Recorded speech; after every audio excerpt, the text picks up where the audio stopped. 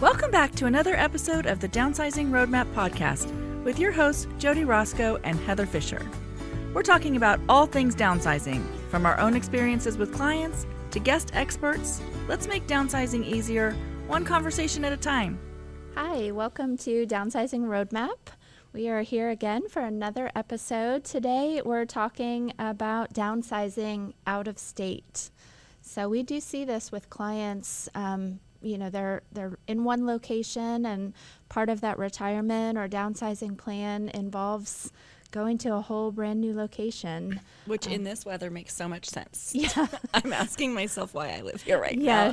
We are in Dayton, Ohio, and it is very cold here. Yes, I'm Heather Fisher. I'm Jody Roscoe. And we are making plans as we speak to escape somewhere warm. The 0 degree temperatures today, right? My cousin sent me a little reel, and it was like, why do I live here? I'm like, yeah, I know.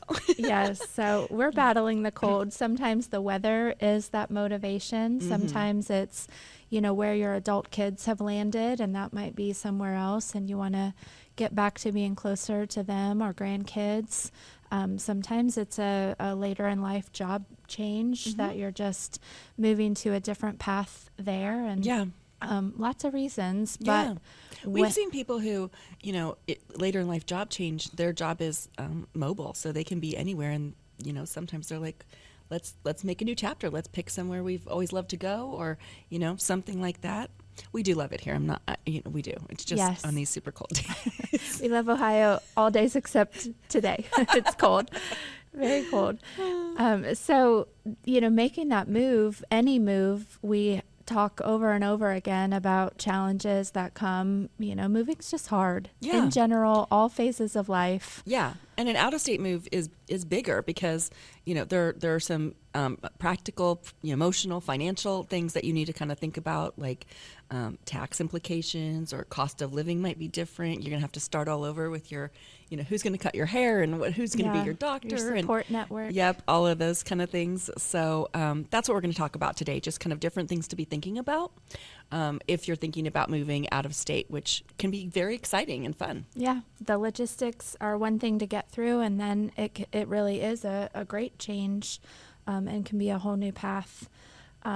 So we talked a little bit about the reasons why people might be considering that move. Maybe we can dive a little bit into the financial pieces that might come along with that beyond the housing costs. Yeah. So, just back to the reasons, we get a lot of people whose kids move all over for their jobs, and then they're like, wait, now we aren't, we aren't there to see the grandkids, or we're far away from them. So I think that's something that we've had a lot. Sometimes we get people that are just moving to be somewhere warmer, but mostly I feel like there's some reasons like that you land somewhere else. So yeah, there's some years when your younger adult kids are kind of migrating all over themselves for college and maybe a few job changes themselves, but it gets to a point where most people kind of make that settled move, and it may be back close to where you are. They may have come back your direction, but sometimes it's near where they went to school, or where they have found that long-term career job. They're finally settled a little bit. Yeah. And then sometimes, it's actually more affordable wherever, you're looking than where you live now. So we live in an area that's very affordable already. But if you don't, maybe you're going to a place that's going to afford you a different kind of lifestyle. Yeah, let your retirement income work a little easier for you. To make it, life just a little easier and not those financial pressures. Yeah. And you want to really, you want this to be a choice, not something that you feel like that you're having to do. So the best time to make a move is when you're choosing it, right? And so out of state feels like people are very purposeful about that when they're choosing out of state choices to move. So yeah, I feel like there's two kinds of people, maybe two, that some people vacation year after year to the same places. Yeah. And we were like that as kids. We always went to the East Coast, to the shore, and always went to the same place. And my mom would say, I want to live here someday. And, I'm sure if those choices would have come up, she would have chosen where we always went. My mom too. At the shore. And we see people that go to Florida, and they've already started to establish, those connections and that familiarity with where they go. Right. And then there's the people that are very adventuresome, and they're vacationing somewhere new and somewhere spontaneous, and they might we love it here. Yeah. We're going to stay. Yeah, and they've been there once and all of that. So it may be an out-of-state move to somewhere you're a little familiar with. And it may just be, choosing an adventure and going to check out something new. Yeah, for my mom's family, they went to South Carolina since she was like 7 years old. And so that is a million times where she would move. She would have gone, yeah. Yep, where she would have been. So top inbound retirement states are Florida, Arizona, North Carolina, and Texas. Not to mean that you need to go to one of those places, but those are the top ones. And I love North Carolina. It's beautiful there. We've been all over the country for various reasons, but North Carolina is a really pretty place. Yeah. Not to say the other ones aren't, but I've never been to Arizona on the list there. So. Nice and warm. Yeah. If you need to be warm, Arizona is going to be warm. There are some mountains in Arizona that aren't quite as warm, but yeah. Awesome. Okay, so financially, what does this look like? So it's more, more than just housing costs. So state tax implications, income tax. For example, like Florida has no income tax versus California or New York. If you're still working, that could make a difference for you. Yeah, absolutely. And knowing, the inheritance and estate tax differences, for the states that you're considering, definitely a great time in the planning stage to talk to your financial planner, talk to your accountant, and, just ask those questions, the what ifs, if I do this, if I sell this home, should I buy there, should I rent there? All of those pieces can just have different implications in the long term that you want to make sure you're familiar with before you make bold choices and quick decisions. Yeah, my dad moved here to be near our family, so and he's probably really questioning that process right now when it's freezing out. But he moved from Las Vegas, and he was just shocked at what the property taxes were here. Even though it's very affordable to live here, they were so different. That was so different for him. So, you want to just talk to somebody about what that looks like. Yeah, it's a full picture because states just handle things differently. And, saving on one tax in one place, it may hit you in a different place that you weren't considering. Right, sales tax might be different or something, but if you're looking at it in your property, like it's money that you're paying out that you may or may not have thought about. Yeah, might not be used to. So definitely need to look at that full picture. Healthcare considerations, making sure that whatever Medicare plan you might be on or supplemental plans or health insurance in general. Health insurance from an employer. If you're still working, are they going to transfer and not lose coverage or change the amount out of pocket that you're looking at? That's a huge thing to consider. Healthcare coverage is so important, and making sure that you can cover those costs. And the availability and the quality of the providers in the new area. So we go up to New Hampshire, and it's just more rural. And so not that there aren't good doctors there, but it's more rural. Yeah, choosing an area where all of that would be convenient and accessible is an important part of the choice. So also cost of living comparisons, like housing in itself can be very, very different. But also utilities and insurance, hurricanes, fire zones, flood zones. Like what are you looking at there, and what does that insurance look like? Because that could be a big nugget, and in some places insurance is really difficult right now. Yeah, as people look towards those warmer areas near water, this is a huge part of that equation because unfortunately our weather has been more dramatic the last few years, and insurance rates have definitely changed, and making sure that that's part of what you can afford Right. Even groceries and gas. I mean, if you're going to Hawaii, that's going to be a little bit higher bill for you, depending on what you're looking at. So all of it. So it's just a big picture of what you're looking at, not only housing cost. Yeah, and then the logistics of the move itself, long distance moving companies, knowing what that cost is going to be to have those resources. Are you going to need them to fully pack your house, and then the transit of getting it from one location to the next, unpacking, and, finding those resources at both ends. It won't be the same if you have a move manager on one end.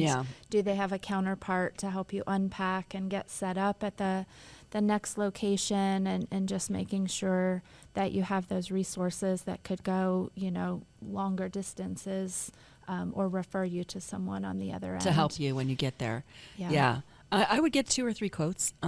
Some moving companies do it by weight, and some do it by volume, and think about, are you going to have to store furniture at all once you get there? Or are you going to have some place right away to move it right into?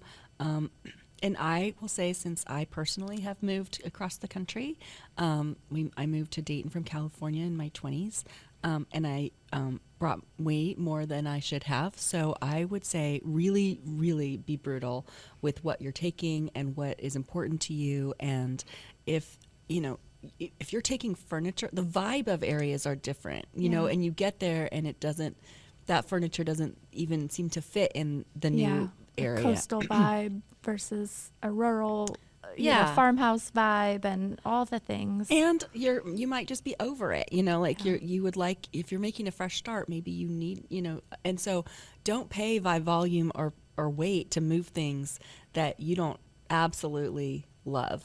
I think something to consider there is the cost of buying new versus the cost of transporting. You might be surprised that it's more cost effective.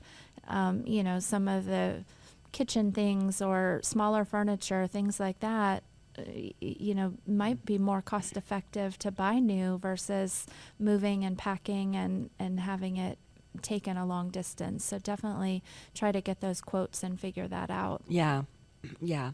So I would, just spend some time thinking about finances all over the board on what you're looking at and how it might be different, just to make sure that there are no surprises once you get there.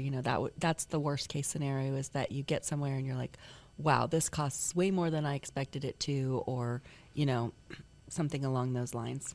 Yeah, and part of that picture that we, specialize in, that real estate, if you're moving from one city to another, making sure that you have a real estate agent on both ends. If you're going to be buying again in that next community, just that strategy and that timing of selling one property and buying the next, making sure, that your agents are in line, and, starting with a great agent on the house that you're leaving, and making sure they have great communication. We always want to have a great relationship with a referral partner on the other end in a city, just to make sure that timeline works out, and that your funds are available for the next place you need to live, and that all of those timelines work out, so that you're not homeless for a few weeks or crammed into a rental or an Airbnb and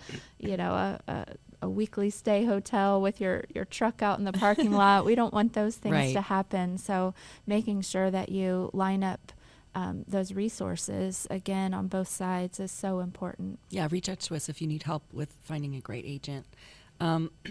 And you can also Google cost of living calculator, and you can find some calculators that can help you figure out what the cost of living would be in different areas of the country, if you're working on your finances. So the next thing to think about is building or replacing your support systems. And I think this is really important. We had some friends who moved out of state a while ago, and they ended up coming back because this was their struggle, is, all their friends were here, and, building a new whole, not just doctors, and because you do have to do that, all of those things that, hair and where you're going to go and do all of those things.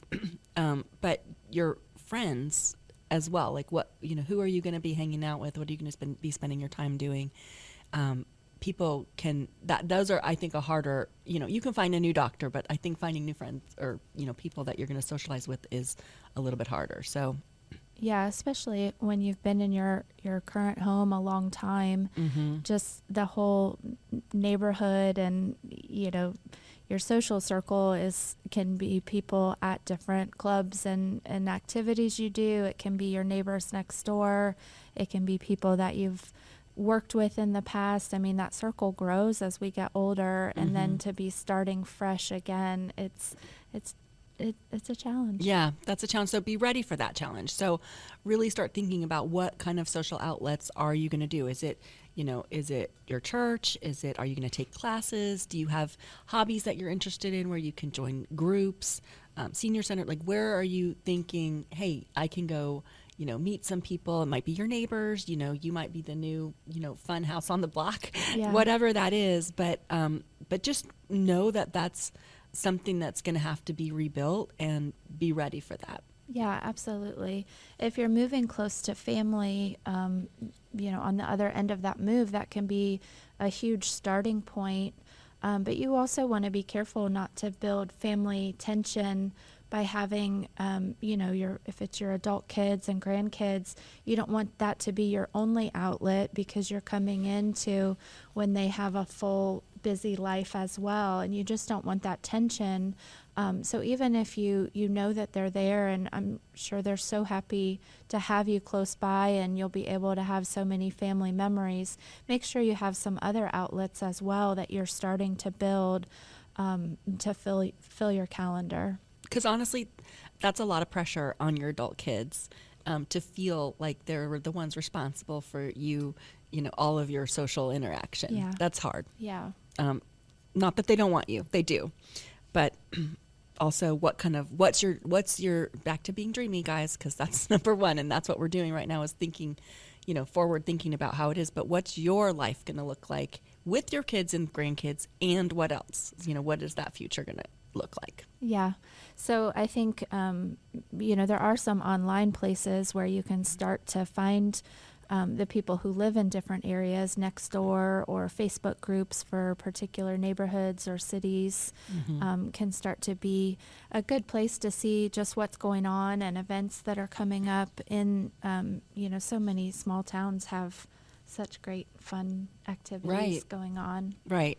So then also, like, who's your local professional support going to be, right? Your doctors, your handyman, your financial advisor, is somebody going to clean your house? Who's going to do your landscaping? Who are you going to call when you need help with all of these things?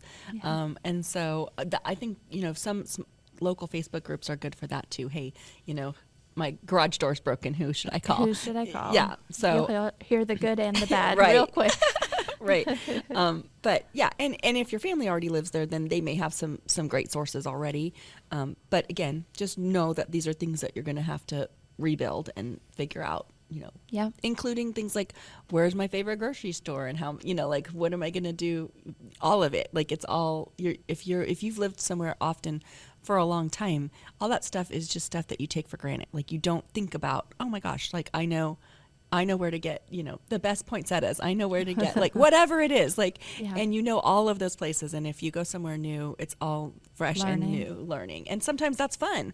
But just know that that's something you're going to have to work on. Yeah. And maybe you consider renting first to test the waters, especially, if you're going to be near family, maybe you rent for 6 months or something until you figure out, this is the part of town I want to live in. Even if you're sure that's where you want to go, there's different areas of town that you might want to look at. So, yeah, that's a great way to ease in and make sure you're making the best choice there. So a move like this could bring a ton of excitement, but it also brings uncertainty because change is hard. We talk about that a lot. So there's going to be some emotions that I think all of us would go through, and you need to acknowledge them and get through them. You might feel grief and displacement, even when you're excited and there's, everything you wanted on the other side. There's still just a period of change where things feel a little off, you're not quite settled yet, you're feeling emotional about that. Might That's feel a normal. little like loss. Mm-hmm. Yeah. Yeah, I mean, I think people who even just move from one house to another house feel in the same town feel like that sometimes. They're miss the old house, miss the. So I've been in my house. I think it's 5 years now, and there are still things that I can picture where they are in the old house, and I don't know where they are in the new house. Right off the bat, and I'm like, oh, that is so frustrating. Like if I was in my old house, I know exactly where that thing is. And so, there's and I don't feel lost around it, but like there's, you just remember, you have memories, and there's memories there. And in the beginning, it did feel like, oh gosh, we're somewhere new, and the old house, you have a little bit of lost memories, for it. So yeah, usually, the best way to start getting over that is to establish your new routines quickly. Your daily routines, having coffee in the same place at home or somewhere else, and daily walks to get used to your new neighborhood. All of that starts to help not only meet people and begin to have things feel familiar, but just gives you that comfort of a routine. Is always helpful. I mean, you could potentially be feeling like the outsider in a new place, right? Like, I don't know anybody. I don't know who to talk to. Go get a cup of coffee. Go be in a place where people are meeting and, joining, and kind of just make yourself part of it. Yeah. Maybe you find a place that you walk every day where other people are walking, or maybe it's a dog park, or maybe, find some places where you feel like other people are around. Yeah, absolutely. Can stave off that loneliness feeling of a new place. Maybe you feel guilty because you left some of your other family members at home, or maybe you didn't go where family is and you left everybody, who knows? But maybe there's guilt over that, or maybe there's doubts about whether it being the right decision. And I think some of that is just give yourself some time to adapt. So research shows it takes 6 to 12 months to truly settle into a new environment, whether that being a house you moved in across the town or a house you moved in across the country. So reframe it as, it's not like if it was the wrong decision, you're going to go back to something. It's kind of like, okay, this is my my next chapter, and we're going to create something new here. So what is that going to look like? Yeah. What ways can I embrace that? Yeah. So, sometimes it helps for people to journal that, what does my ideal day in my new home look like? What am I doing? Who am I seeing? How do I feel when I wake up? If it was my mom and she could wake up and hear the ocean, she would love that. Yeah, absolutely. And Jody and I always encourage this way at the front as that first step. And if you did that, now's the time to revisit that. Yeah. What did I write down? Why did I make this move? And if you're not quite, if it hasn't quite all the way come together 100%, what little tweaks do you need to make? To make it exactly what you dreamed about. And if you skipped that step, it's not too late. Do it now, and, get those emotions settled by really envisioning how you want it to look, and then going out and, fake it till you make it. Start. Find your people. Find your people, find your routines, find your day. Yeah. And when you leave yourself open to that opportunity, that great life and those friendships and all of the things you loved about home, they'll start to come there too. Yeah. Yep. So smart planning, if you're going to try to avoid that regret, is to do, again, it's research up front, right? So first you're going to do your dreamy thing and figure out what is it that you want. And then you're going to spend some really quality research time. So visit, if you're going somewhere, visit more than one season. So if that's somewhere you go every winter, go in the summer and see if it's really too hot. Yeah. Or if it's, a summer place, go in the winter and be like, oh, can I deal with what this is like? Yeah, absolutely. Is it deserted, and you want it to be the way it is? all, when you're there at Yeah. the peak time, or do you find that now, oh wait, I'm here at the peak time and all the vacationers and kids and Yeah. everybody, and I can't enjoy it as much. So Yeah. definitely cities like that can change. Yeah, so visit more than one season, and what your family likes if they're there might not be exactly what you like. So just go figure that out for yourself instead of just relying on their opinion. And rent an Airbnb. You could rent an Airbnb for an extended time. You can be there for a month, or a short-term rental, midterm rental. There's midterm rentals, so you can figure out, you could be there for a month or two and figure out what that looks like. Yeah, I know a couple in their retirement years that knows my family, and they decided to sell their house, and they were going to move to an RV, into an RV and travel the country, but I'm not sure they did enough testing that out. And so they did that, and they sold the house and gave away or sold furniture, and just moved into the RV lifestyle without really taking it for enough of a test drive as they needed. And I think they lasted maybe a year, maybe two, and then really just decided this is too much togetherness, too small, too, not too much, but it was harder to unwind that. And I think maybe an extended rent that for a month or two would have, alleviated a lot of the headaches they had on then trying to rebuild back into, a home in one location. My grandparents did that too. They did not sell the house, but they did buy, the Winnebago. And, they were, my grandpa thought he wanted to just tour the whole country while my grandma cooked on the little baby stove and all the things. And they did. I mean, I think they enjoyed spending some time doing that, but it was, it wasn't going to be their lifestyle forever. So I think that they did appreciate it and enjoy it, but it was, good that they figured that out before they went all the way in. Yeah, threw everything to the wind.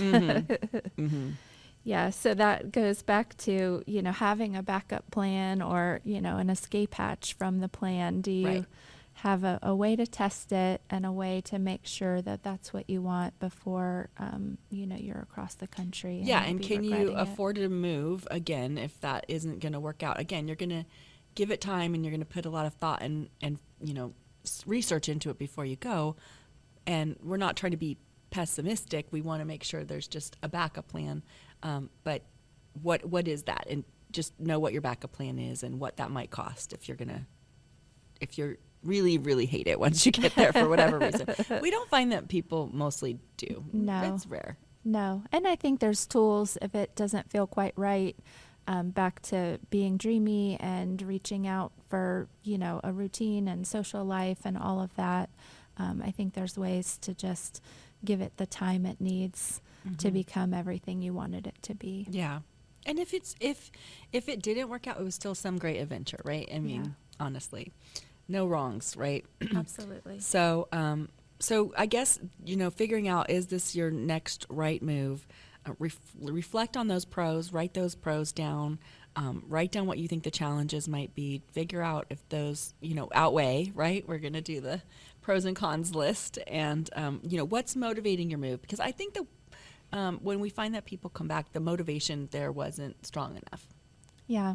And, a move across, out of state or a move further away really takes a lot of conversations at the front end. If you're part of a couple, talking with your partner and making sure you're both on the same page for that move, and really sharing, your dreams and your motivation with your family that might be giving you pushback and feeling like, oh my gosh, why would you want to do that, Mom? Why would you want to do that, Dad? Really having that clear vision of here's the reasons and here's my motivation, and whether that puts you closer to them or gives an opportunity for them to vacation and come see you in your new spot. If it's your dream and that you're ready to do that, that's okay.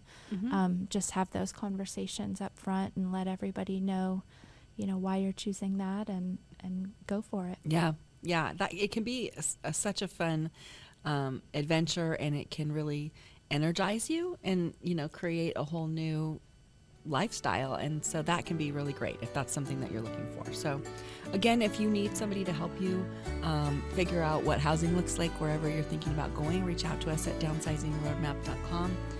We can help you find somebody and start writing those journals, start thinking, start getting dreamy about what that could look like in the cold of Dayton, Ohio. This is exactly the right time to be doing that. Yes. We appreciate you listening, and we'd love if you left us a review and checked out our other episodes, and we'll be back next week. Thank you. Thanks for joining us on the Downsizing Roadmap Podcast. If you found this episode helpful, be sure to subscribe, leave us a review, and share it with someone who might need a little downsizing inspiration. Have questions or ideas for future episodes?